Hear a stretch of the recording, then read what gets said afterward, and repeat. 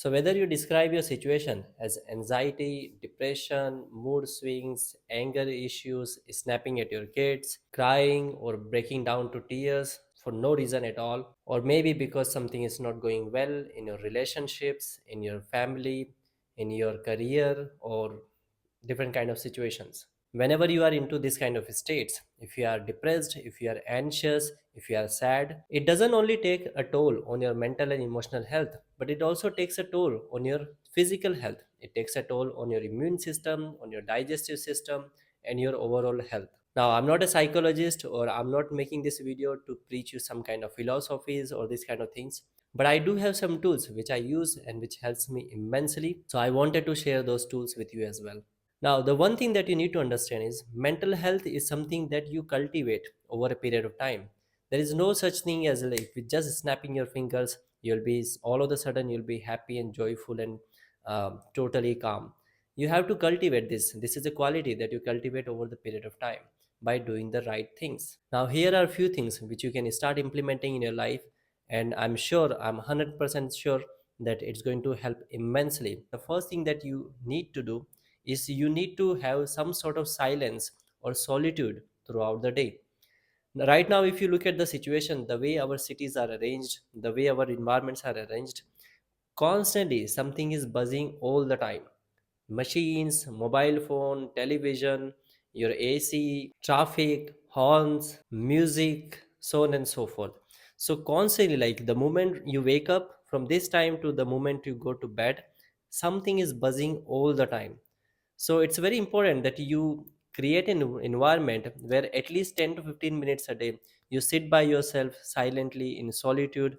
No mobile phone, no books, no music, no television, nothing. Only you sit down by yourself for 10 to 15 minutes or 20 minutes every single day. It will allow you some more time to reflect, or at least make peace with the situations that are happening right now. The second thing is silence.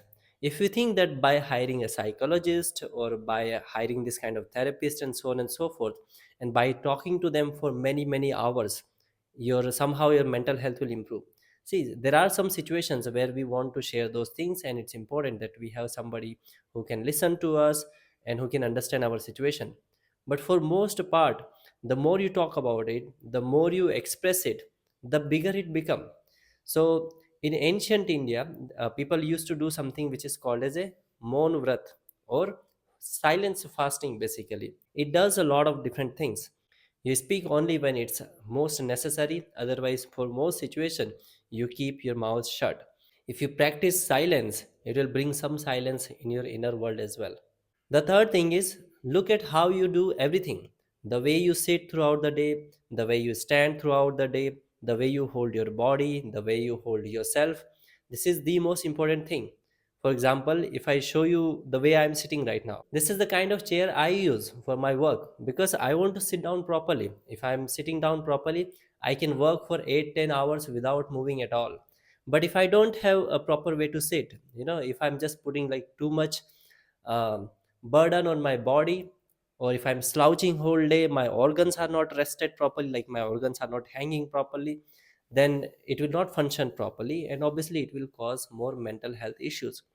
So it's important that you learn how to hold yourself. Okay, you sit straight, you stand straight.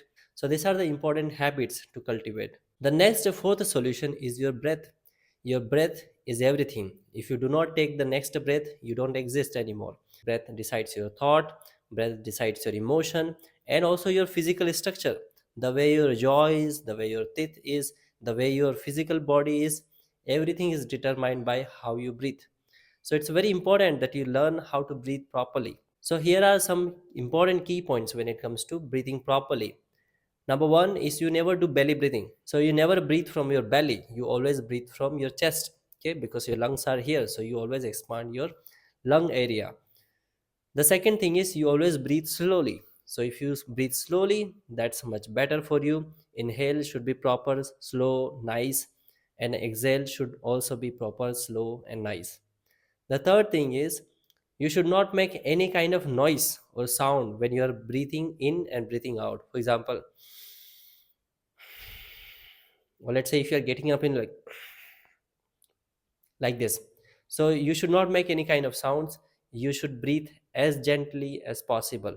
Also, along with that, if you keep paying attention to your breath throughout the day, that is also really good practice. It keeps you more detached from your emotions, and it will help you to cultivate better mental health. And last but not least, obviously, if you incorporate some kind of yoga practices in your life, maybe kriyas basically, which is a breath work, or also meditations, those things will also help you to cultivate better mental health. So just to give you more support, I will just link down few kriyas or kind of meditation practices which you can start to practice and see if it works for you. You keep it. If it doesn't work for you, you don't need to keep it. So these are the simple solutions which you can incorporate in your life. If you do this, I'm 100% sure that you will be much more calmer.